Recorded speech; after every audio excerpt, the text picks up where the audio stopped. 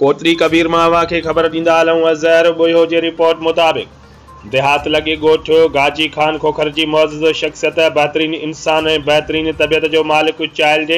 Specialist doctor Mazhar Hussain Khokhar काफ़ी अरसो cancer जहिड़े मूज़ी मर्ज़ में मुब्तला हुअण सबबि 19 नवंबर ते तुर्कीअ में हिन फ़ानी दुनिया मां लाॾाणो करे वियो, जंहिंजो मड़ो अॼु संदसि अबाणे ॻोठ में पहुचण ते घर में कोरा मची वियो ऐं संदसि निमाज़ जनाज़ा में Syed Ayan Ali Shah, Siraj Ahmed Hariya, professor doctor Zulfiqar Ali Jalbani, doctor Nisar Ahmed Abbasi, Moharram Ali Khokhar, doctor Abdul Jabbar Rajput,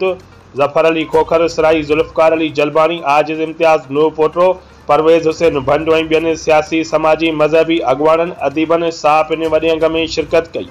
मरहूम जो मड़ पीरो मुबारक शाह कब्रिस्तान में मिटीअ मां हवाले कयो वियो।